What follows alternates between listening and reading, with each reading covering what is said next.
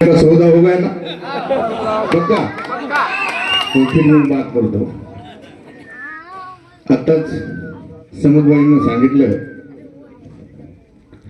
की नांदेड जिल्ह्यामध्ये फक्त मुस्लिमचा उमेदवार म्हणून रवी भाईला दिलं आणि सर्व मुसलमान असू द्या आम्ही हिंदू.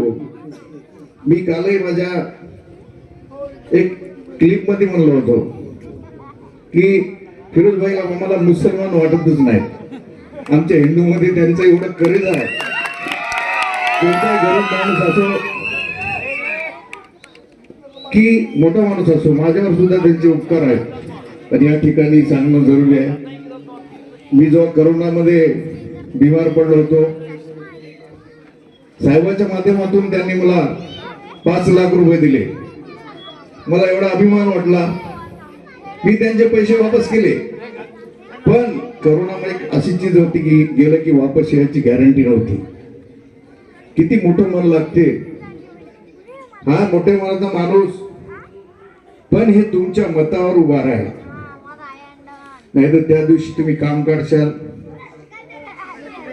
कुणीतरी गावाला जाशाल आणि प्रत्येकाने आपण रफिक शेठ उभा आहे माधवराव पाटील उभे आहेत असं समजून जर काम केलं तर मी आज तुम्हाला सांगतो रफिक शेठ 6000 मतं घेतल्याशिवाय राहत नाही. आम्ही उमेदवारी मी सुद्धा मागली होती पण मी म्हणलो आमच्यापेक्षा सरस आहेत त्यांना द्या. साहेबांनी त्यांचा आदर केला आणि फिरोज खान बद्दल आता वार्ड नंबर 14 अगदी आले म्हणून बोलायला लागते. फिरोज खान मध्ये नगरसेवक झाल्यानं फिरवीत नाहीत. त्याचं नाव फिरोज खान. फिरवत नाहीत कोणाला. काम असलं करून टाकायचं नाहीतर मग आपलं शांत बसायचं. एक नेक दिल आणि आमची सगळी आमदारासंबंधी आहे टीम एक दिलाना आहे. आणि विशेष करून माधवराव पाटलाचा मोठेपणा इथं करायची मला गरज नाही पण मला आवडतच नाही. कालही मी माझ्या याच्यामध्ये सांगलं की आपल्या जराशा चुकीमुळे आज आपल्याला माधवराव पाटलाला आमदारीपासून दूर ठेवावं लागलं. प्रत्येकानं जर मेहनत केली असती आजही बोलता बोलता मी साहेब तुम्हाला प्रत्येक माणसाला एक माझा दोस्त आहे आमदार माधवराव पाटील अरे तुमचे माधवराव माझी हात म्हणते. म्हणजे विषय कसा आहे आताही तुम्हाला मला आम्हाला आमदार असल्यासारखेच वाटते. आणि मी कालच्या माझ्या क्लिप मध्ये सुद्धा सांगितले की आजही तिकडे भाषण झाली साहेब एक भाषणाधारी उभे राहिले उमेदवार कोणी गट टोपटायला कोणी कोणाची पाहतो म्हणायला पण आमच्या रफीबाईला कोणीच काय म्हणणार.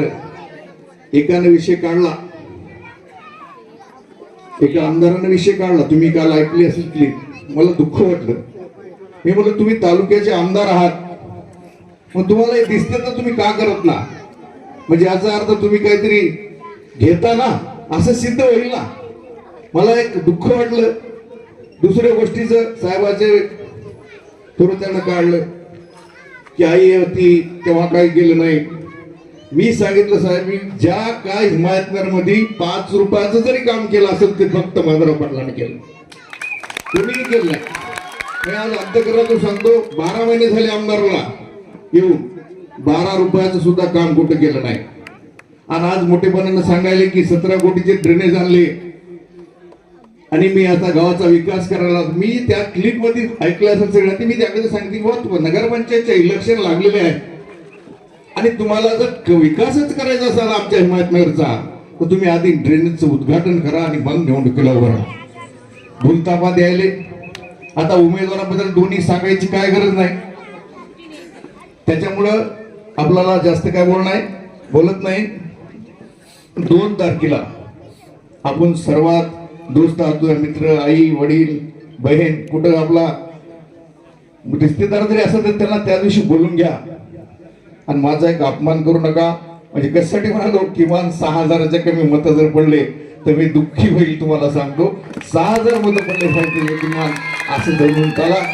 एवढं बोलून मी माझे 2 शब्द संपवतो. लांबलेलं आता याच्यानंतर आपले लाडके आमदार माधवराव पाटील तेव्हा आमदारच गेले पाहिजे. बघा खरं सत्य झालं की आमदारच थोडं माधवराव पाटील जळगावकर हे आपल्याला मार्गदर्शन करतील.